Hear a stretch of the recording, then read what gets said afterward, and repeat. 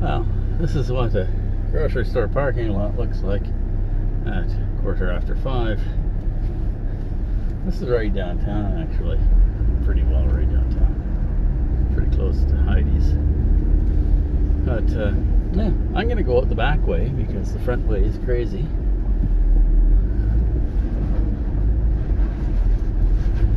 Hopefully this guy's turning. Yeah, that's good. Look at this.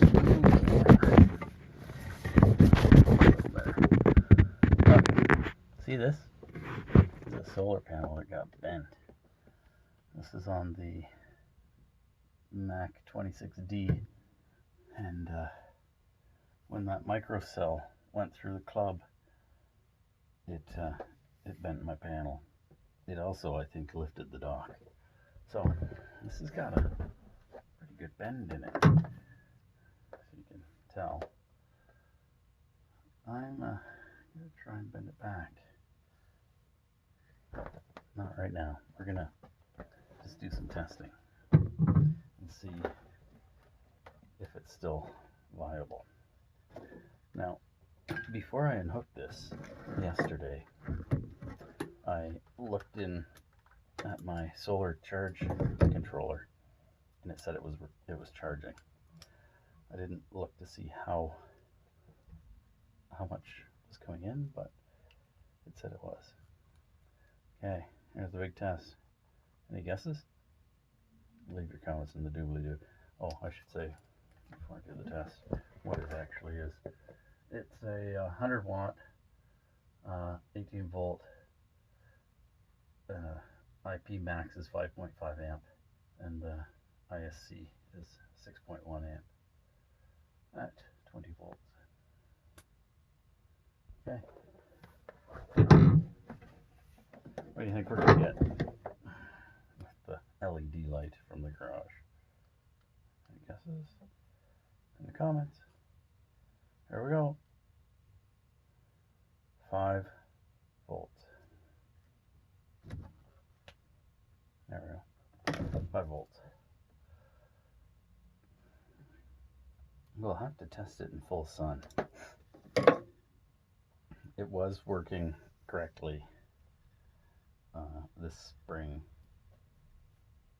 When was it working correctly? It was working correctly, yeah, this spring. This is the last time I tested it. So there's the damage. It doesn't look like we've broken any of the connectors there.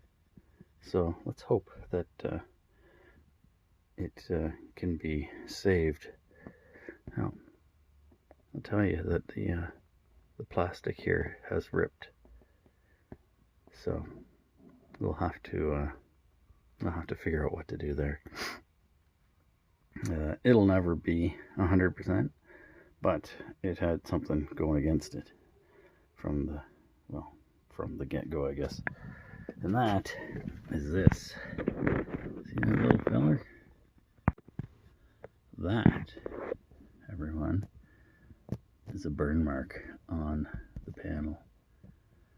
And that happened when, I think it happened from being stepped on. And the something decided to burn through.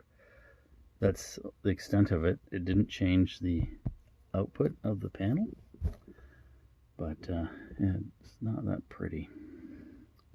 Now, last year I put a piece of tape over it. You can see that line there goes down here.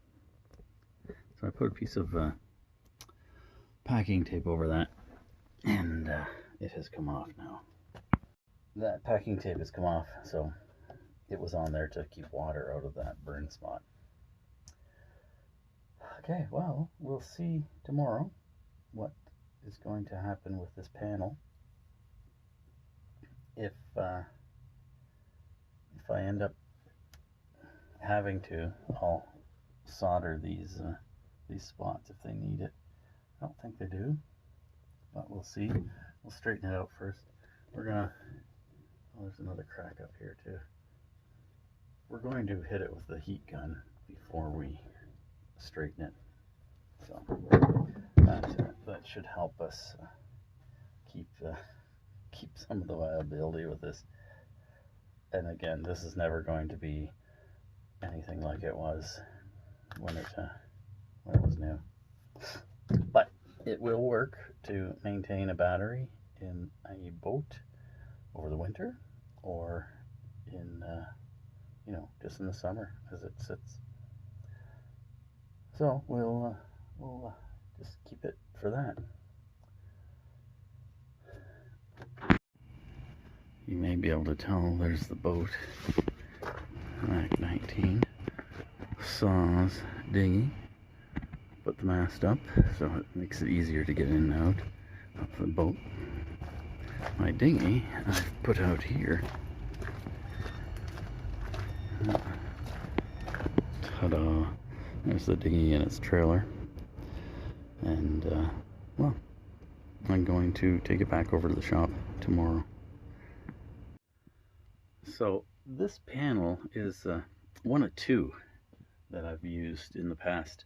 I used it on the 26D. I hang them from the solar arch, hang them straight up and down. That's so that they don't get snow on them or snow buildup on them. They'll pick up light from the residual bouncing light off the snow, because that's what snow does, is it really reflects light. So by having these hanging, one forward, one back, or side to side, I guess it was, I did it. No, it was forward and back. But having them hang, it gets lots of light, and it gets enough to produce or keep the batteries up high enough to run the fans all winter. So I'm going to have to figure out something for this boat as well, for the same thing, because I'm going to want to keep fans in this circulating the air so it doesn't grow mold. Well, just puttering around in here, trying not to make any more of a mess, but it's hard to know if I'm winning or losing. Oh well, I'm trying. Cleaned up a fender that was kind of messy. Used my not booze stuff. Got most of it off. It's Grammy stuff. It was one of the fenders from the Mac 26. So my beautiful bride helped me clean some of the stuff out of the boat. And took let me get out of it. I guess my dirty laundry was still in there yesterday. You see that? The potty thing is out there. I cleaned it out yesterday at the club, or at the trailer park part of the club, and it's good to go for the next cruise. Yeah, so now we'll just get inside the boat, clean it up, and I'm going to install this heater in it. I am, and that heater should work really well for what I want it for, and that's for heat in there. Just have to figure out some way of hanging it in where I want it. I think I've figured out where I'm going to put the exhaust. It's going to be right here. Hopefully it's not a problem. I don't think it will be, but and yeah, we'll put it in. We'll have a heater in a boat, and for the other boats, I think I'll just order another heater, because they're $100 or $106, or I think I paid $106 for that after tax and delivery. Yeah, I think it was $89, and that came to $106. You know what? It was $89 American, and it came to $106 Canadian. And for $106, sheesh, I'll get another one and stick it in the other one. Okay, I'm done out here. I'm gonna wrap it up. Thanks for watching. Please click the clicky things. Tell your mom to always try and repair these. Why not? What else are you gonna do with it? So, Is it hazardous waste? Silicone stuff. I don't know. But if we can use it, we'll use it. You know, if someday I want to run one of my sheds with just solar, staple this to the roof, and let it go. I have solar power. Probably lasts for years, that. Anyways, yeah, no hugs, wash your hands, be nice to people, all that fun stuff. Get a vaccination, because, hey, that's handy. Keep you out of the hospital.